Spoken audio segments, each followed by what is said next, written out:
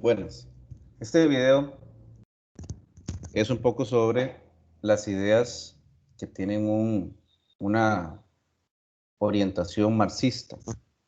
O sea, cuando hablamos de marxista, marxismo quiere decir una corriente de pensamiento y de práctica política impulsada por el revolucionario alemán Carlos Marx, y junto con su colaborador más importante y un teórico también de relevancia significativa, Federico Engels.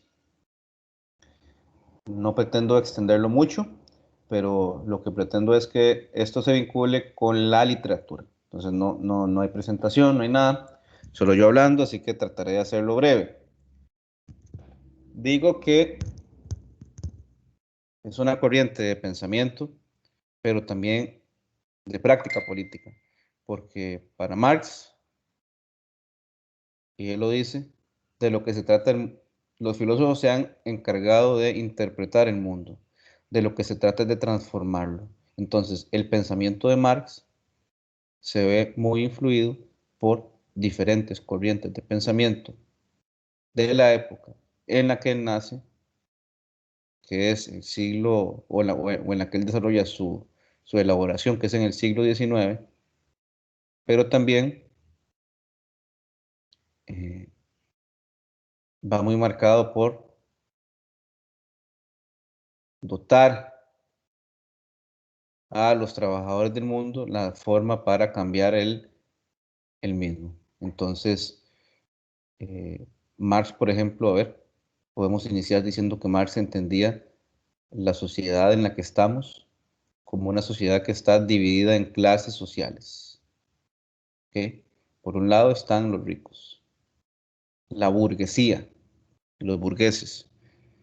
¿Y cómo se define que son una clase social?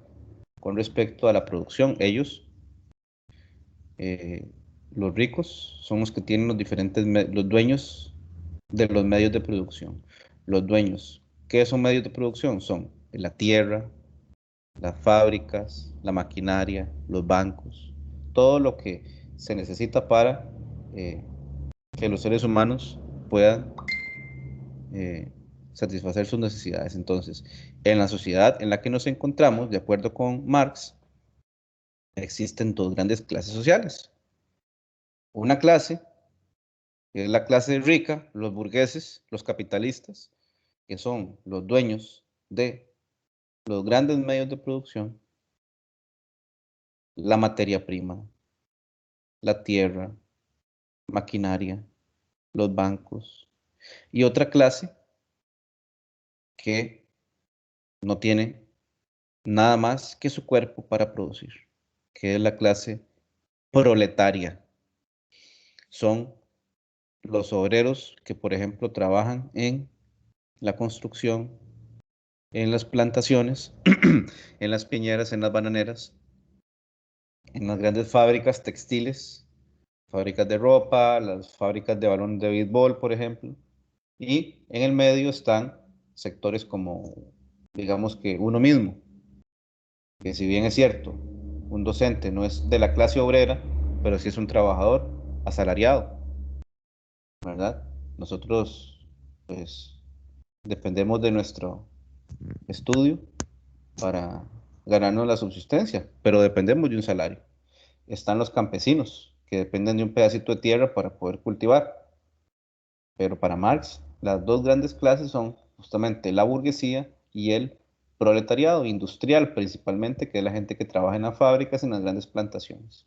Entonces, para Marx, cada una de las clases, o sea, Marx no inventó nada. Marx lo que hizo fue estudiar científicamente cómo se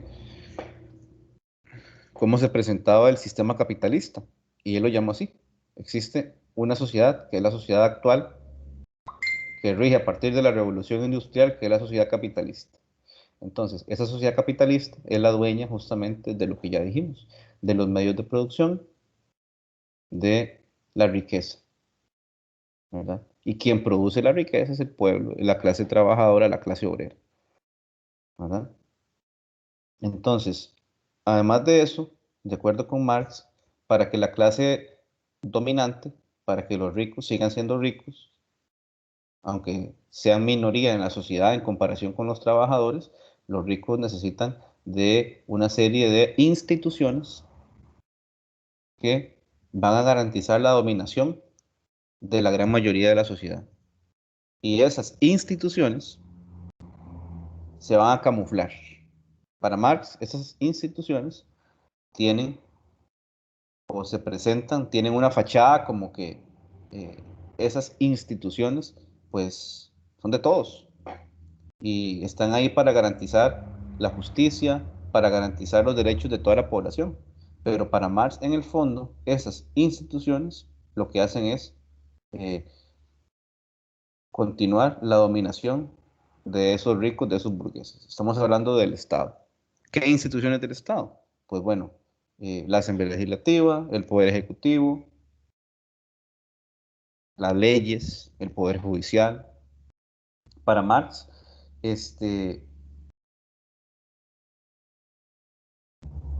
y además toda una serie de ideologías que se, que se ven en diferentes aparatos ideológicos, como es la educación, la cultura, el arte, la religión. Entonces, toda esta serie de instituciones que rigen la sociedad, en el fondo, ¿verdad?, van a defender los intereses y a ayudar a perpetuar la dominación de los ricos, ¿verdad? Pero como lo dije, ¿verdad? Es una cosa que ante la que no es así, que no es, digamos, algo, que es algo muy sutil y que esas instituciones ejercen la dominación de una manera casi que sin que uno se dé cuenta, porque obviamente que los trabajadores, si se plantea de esta forma, usted es un explotado, nosotros lo estamos oprimiendo, pues obviamente que no van a obedecer.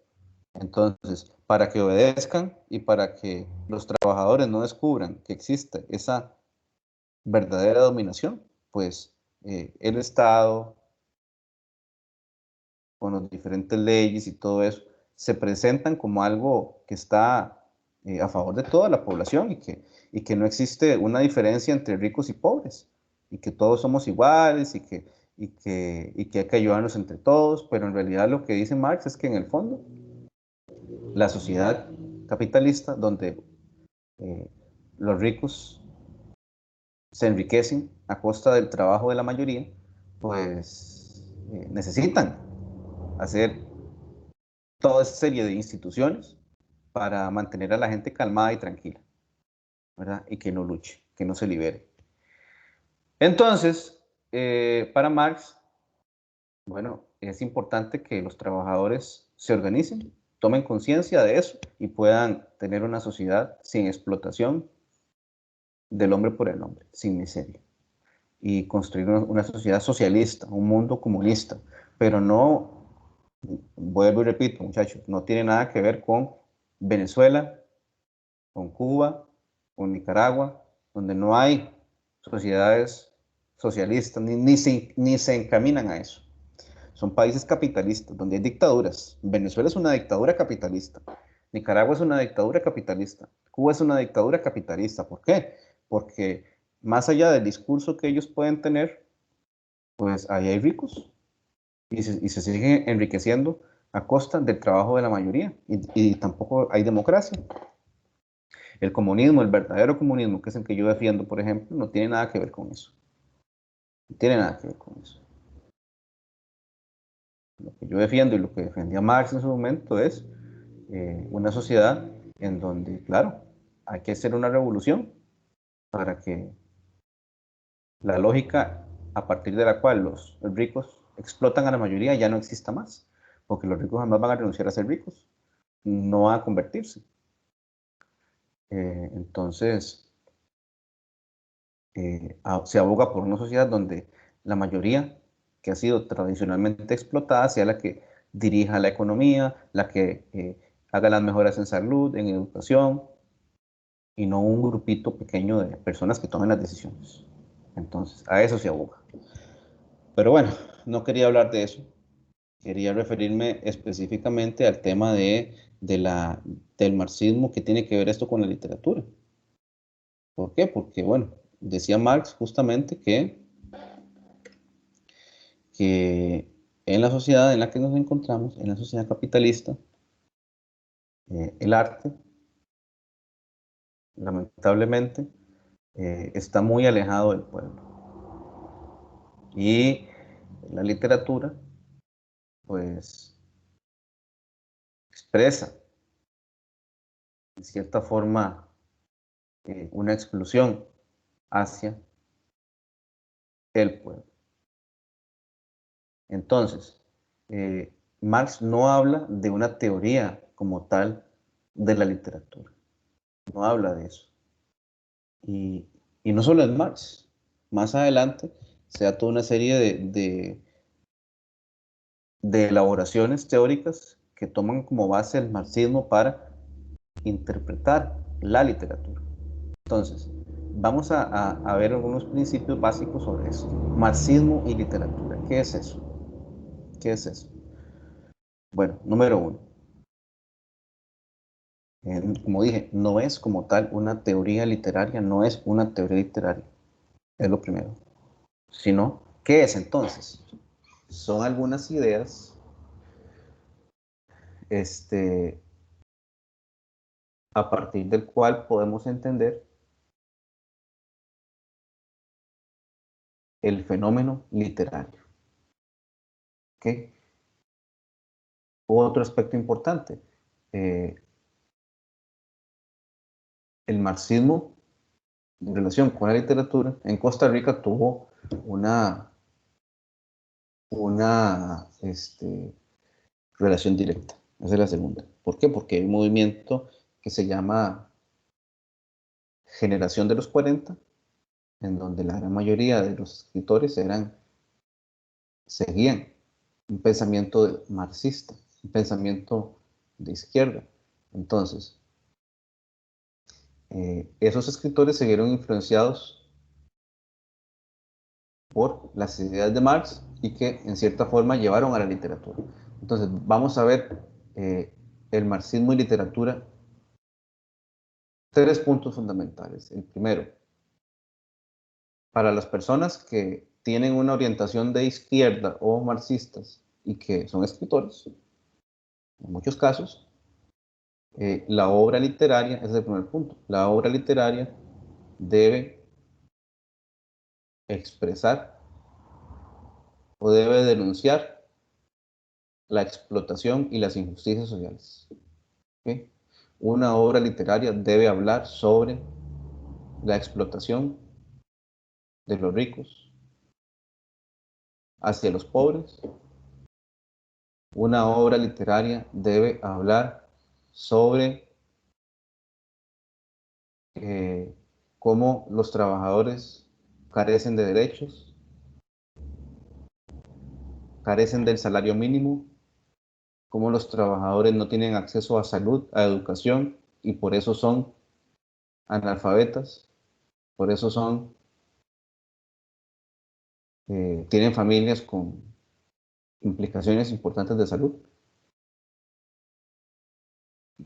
El escritor en su obra debe denunciar o debe hablar sobre la corrupción, debe hablar sobre ese Estado, como ya lo dijimos, sobre un Estado que está a favor de los ricos, cuyos diputados, cuyo presidente son amigos de los ricos y hacen lo que los ricos les dicen, ¿sí? De cómo las elecciones en la sociedad capitalista es una farsa, porque lo que hacen es, con el voto, elegir a quién, a la persona que los va a explotar y que los va a perjudicar. Entonces, el punto número uno es ese.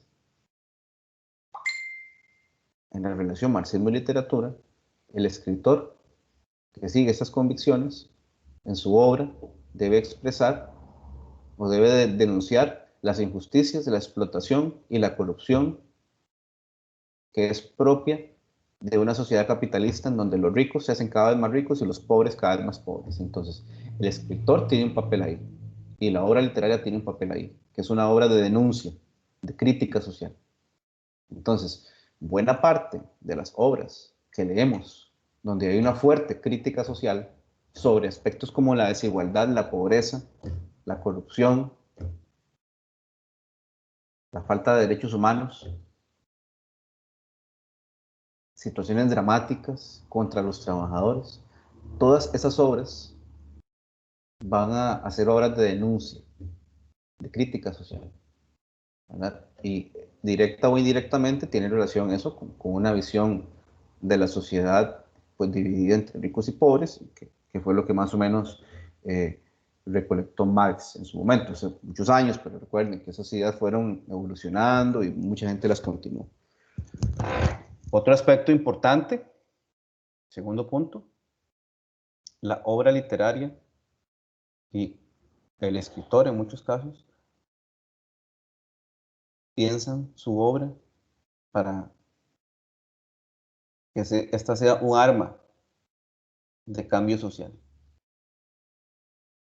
Las personas que lean obras como estas, se supone que al leerlas van a quedar impactadas y van a tener un cambio en su conciencia y van a decir si hay que luchar contra las injusticias, contra esta desigualdad, contra la pobreza, contra la corrupción que denuncian estas obras. Entonces, la obra literaria es una forma de cambio social, es una forma para que la persona que la lea, pum, adquiera conciencia y no se deje someter. Entonces, ven, la obra literaria tiene un propósito, es una especie como de instrumento. No solo hay denuncia, hay crítica social, sino también se busca que esa obra sea algo que mueva al lector a un cambio en su vida, a un cambio en la sociedad. Ese es el segundo punto importante. El tercer punto importante es la presencia de personajes marginados socialmente, de pobres, de gente humilde, prostitutas, trabajadores, niños. Las obras están ambientadas en... los protagonistas de las obras son personajes marginales, son personajes rechazados socialmente,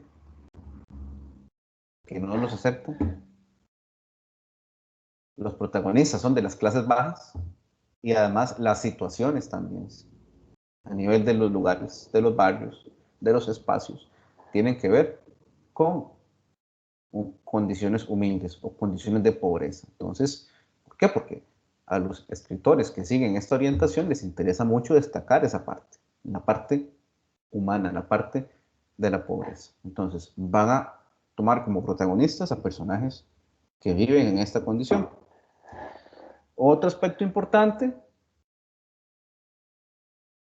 son algunos de los escritores que ustedes van a investigar al respecto. Entre este grupo encontramos obras como las de Joaquín García Monge, que son las que van a investigar ustedes, Carmen Lira, Carlos Luis Fallas, el de Mamita Yunay, Fabián Dobles, Joaquín Gutiérrez.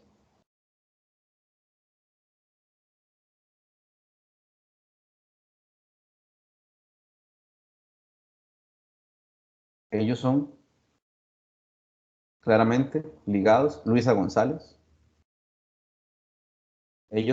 Todos ellos son parte de esa generación de los 40, pero que tienen una relación con el marxismo y con las luchas sociales. Entonces, muchos de ellos concebían sus obras justamente como ya dijimos, para que fueran un agente de cambio, para que las personas que las leyeran pudieran cambiar su mentalidad y ser también personas conscientes y luchar contra la explotación. Ellos mismos fueron militantes del Partido Comunista, como Carlos Luis Fallas, como Joaquín Gutiérrez, como Fabián Dobles. ¿Cuáles obras? Yo voy a identificar algunas.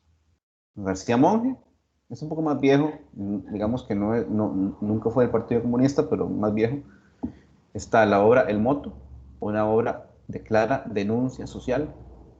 de la pobreza en el campo.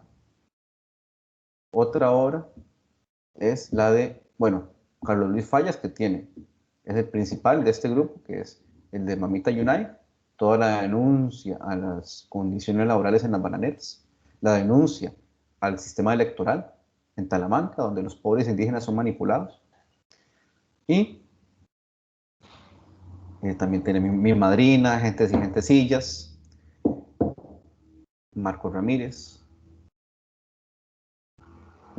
Luego está Fabián Dobles, que escribió ese que llaman Pueblo, La burbuja en el limbo, y la principal, El sitio de las Abras, donde habla justamente el sitio de las Abras, el sitio de las Abras, novela de la explotación cafetalera y el tema del desplazamiento campesino, de quita de tierras y el tema de la incipiente organización sindical. ¿Mm? Otro escritor, eh, Adolfo Herrera García, el escritor de la novela que se llama Juan Varela, otro personaje pobre, que habla sobre las vicisitudes y las complicaciones de los campesinos en relación con el mercado y cómo unos cuantos acaparan todo el beneficio y el resto se vuelve pobre.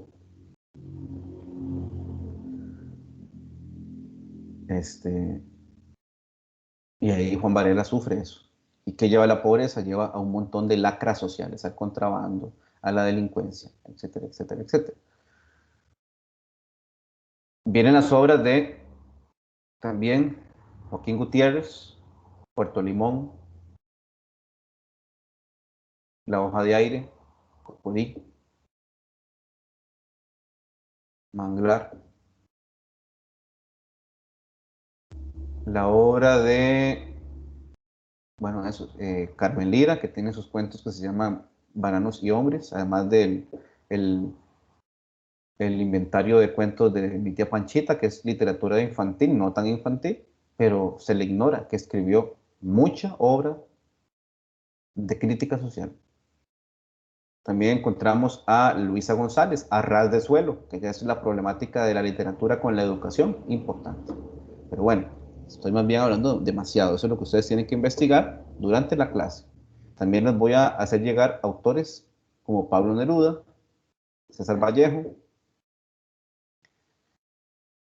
Roque Dalton, que tienen que ver con el marxismo, de cierta forma, y con obras con una relación directa del escritor. El compromiso social del escritor también es importante. Entonces, durante toda una etapa de la literatura, justamente se pensó obras literarias que denunciaran la explotación capitalista y también obras literarias que llevaran al compromiso social, a luchar por una causa. Y también, bueno, los escritores eran parte de esos movimientos. Entonces, lo que vamos a hacer es, voy a distribuirles autores a ustedes, tal vez a tres compañeras les va a tocar el mismo autor, y ahí se va a hacer como una especie de conversatorio entre lo que ustedes tienen que leer y cada una va a aportar su propia conceptualización. Entonces, por ejemplo, Raina, Tania y Daniela, a las tres les tocó el mismo autor. Entonces, si ellas quieren, pueden hacerse una videollamada y ponerse de acuerdo con lo que van a decir. O si no, ¿no? Cada quien va a leer su texto y yo voy a hacerles preguntas a cada una pregunta diferente a cada una para que desarrolle su idea y la biografía del autor. Entonces, vuelvo y repito, puede ser que tres compañeras les corresponda leer el mismo autor. Entonces, no hay problema, no hay problema. Como dije, no es una exposición súper formal, no. Ustedes leen un texto que yo les voy a hacer llegar y a partir de esa lectura del texto, ustedes van a hacer un breve comentario de unos 5 minutos alrededor de una pregunta que yo les vaya a hacer. ¿Ok? Estamos perfecto.